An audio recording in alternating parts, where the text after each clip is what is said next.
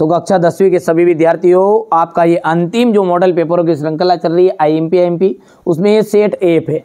मैं शुरुआत में कह रहा हूं कोई रियल नहीं है, फिर भी बच्चे ना जाने क्यों कह रहे हैं फेक पेपर है, फेक पेपर। भाई साहब आईएमपी पेपर अपन प्रोवाइड करा रहे हैं, आपको नहीं समझ में आ रहा तो एक बार और सुन लो। आईएमपी पेपर है, ठीक है, रियल तो किसी के पास भी नहीं है, ठीक है। हो सकता है आपके चाचा कोई विधायक हो तो वो देते होंगे, तभी तो आप कमेंट करते हो फेक पेपर, फेक पेपर। गुस्सा आता है यार बच्चों, है ना। मेहनत कर रहे हैं, किनके लिए कर रहे हैं? आपके लिए कर रहे हैं, है ना। आईएमपी पेपर लेकर आते हैं और आप तरह तरह की कमेंट करते हो। चलिए शुरू करते हैं बिना किसी देरी के। यदि द्विघात बहुपद में ax square plus bx plus c के शून्य का अल्फा और प्लस बीटा है, तो अल्फा इंटू बीटा का जो मान है वो क्या होगा?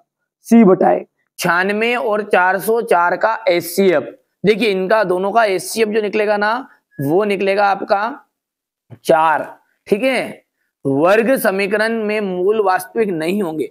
वास्तविक कब नहीं होते हैं? जब जीरो जो है ना वो बड़ा रहता है ना। तो बड़ा रहता है यानी कि ऋण में मान रहेंगे अपना। 3 के गुणज प्रथम 5 पदों का योग बताइए। 3 के गुणज यानी कि 3 को 3, 3 दूनी 6, 3 क्या 9, 3 चौको 12, 3 5 15, ये लिस्ट है। अब इन सबको आपको जोड़ना है। जब जोड़ोगे तो फॉर्मूला के तहत जुड़ता है, जैसा कि आप जानते भी हैं। तो ये कंप्लीट कर लेना। 45 है।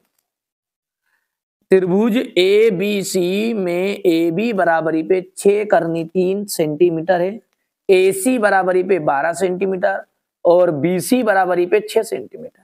तो कोण बी का मान होगा, तो देखिए कोण बी का मान जो होगा ना वो होगा 45 डिग्री। बिंदुओं 0,5 और -5,0 के बीच की दूरी, इनके बीच की दूरी है 5 करनी 2। चलिए इसके बाद में यहां से आप देख लीजिएगा, ये आपका पहले वाला है, use of the correct option है। यहां से इसके बाद में यहां पर करनी जो 2 है वो क्या है? आपकी अपरिमेय संख्या है।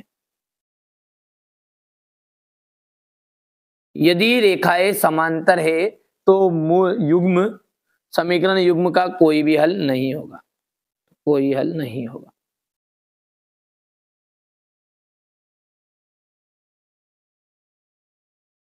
द्विघात समीकरण में से मूल ज्ञात करने का जो सूत्र है वो भारतीय गणितज्ञ श्री धराचार्य ने दिया था।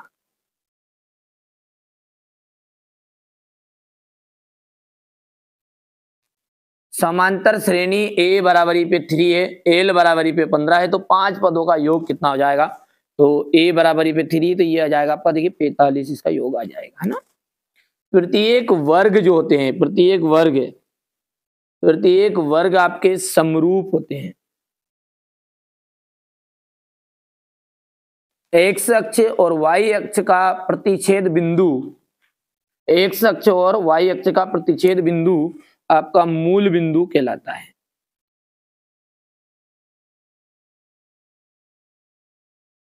ठीक है भैया, अब यहां से देख लीजिएगा, ये आपके इंग्लिश मीडियम वाले बच्चों का है।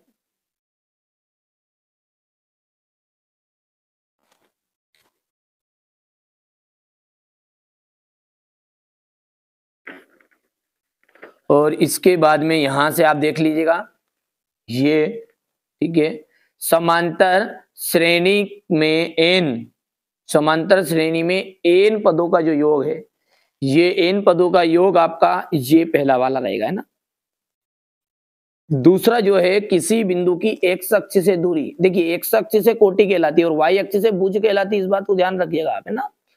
कोस, ठीक है, कोस डिग्री का मान जो है वो आपका क्या रहेगा? 1 रहेगा। 1 माइनस कोस स्क्वायर थीटा, इसका होता है साइन स्क्वायर थीटा, और साइन का जो करनी घात 2 है उससे कट जाएगा, तो ये आपका चौथे वाला साइन ए आ जाएगा।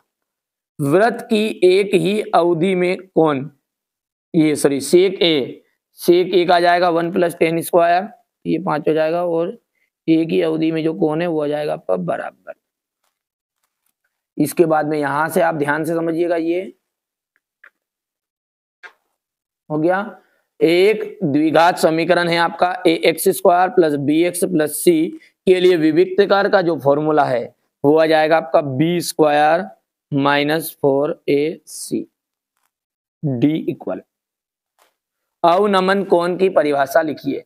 अवनमन कोण की जब परिभाषा है तो जब बिंदु क्षैतिज रेखा से नीचे होता है तो दृष्टि रेखा और क्षैतिज रेखा के बीच में बना जो कोण है वो आपका अवनमन कोण कहलाता है। तो ये आप कर लेना है।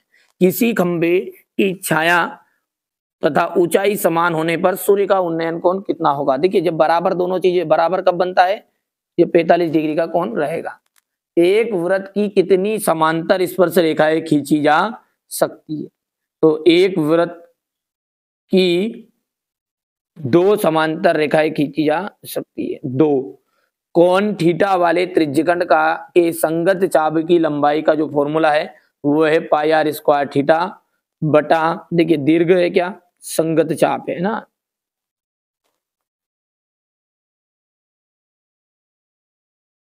पाई R square into 360 degree minus theta बराबरी पे जाएगा 360। ठीक है,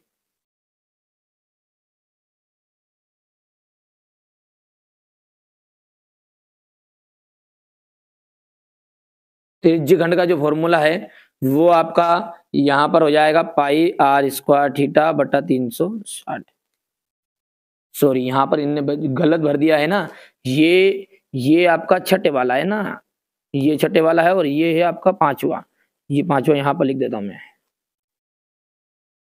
पाई आर स्क्वायर थीटा बटा 360, ये पांचवा है ना क्योंकि त्रिज्यखंड वही है, और ये छठा हो गया। कर लोगे कंप्लीट, तो ये आपको ध्यान से देख लेना है।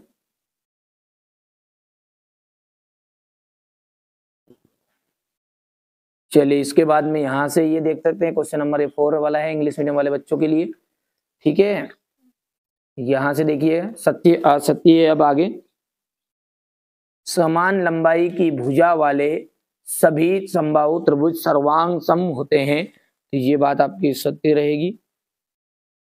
अर्धगोले का आयतन 2/3 पाई आर स्क्वायर होता, देखिए अर्धगोले का जो आयतन है ना उसका फॉर्मूला था 2/3 पाई आर क्यूब, तो यहां पर देखिए 2/3 पाई आर क्यूब होता है, तो इसलिए ये बात आपकी हो जाएगी असत्य। क्यूब रहता तो यहां पर सही रहता। शंकु का वक्र पृष्ठीय क्षेत्रफल हो जाएगा आपका पाई आर एल, बिल्कुल सत्य बात है ये तो। 3 बहुलक बराबरी पे बहुलक प्लस 2 माध्य, ये भी सत्य बात है। ई की प्रायिकता और ई नहीं की प्रायिकता दोनों का योग कितना होता है, 1 होता है, ये बात बिल्कुल राइट बात है क्योंकि हमारा फॉर्मूला हमने पढ़ा ही है PE plus PE bar is equal 1, पढ़ा नहीं पढ़ा, तो ये सत्य होगी।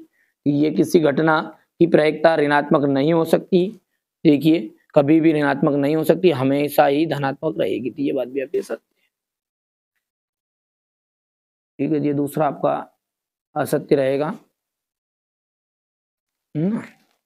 हो गया इतना।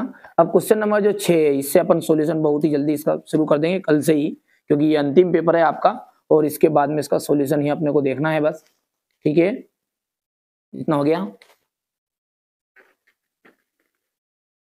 सिद्ध कीजिए कि 5 करने -5 करने 3 एक अपरिमेय संख्या है, शून्यकों की संख्या ज्ञात कीजिएगा।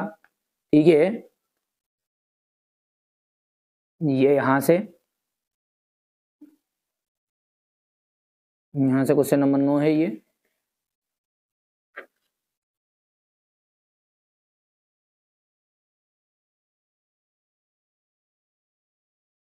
देख लीजिएगा।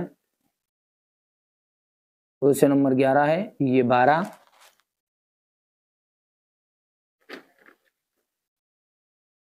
ये क्वेश्चन नंबर आपका 13 देख लीजिए यहां से, ये अथवा वाला, ये 14, 15 और ये क्वेश्चन नंबर आपका 16 है, यहां से देख लीजिएगा। हो गया, ये 17, 18। बढ़िया से मेहनत करिएगा, जो बच्चा मेहनत करेगा ना सफलता रंग लाएगी है ना। इसके बाद में ये क्वेश्चन नंबर 19, ये क्वेश्चन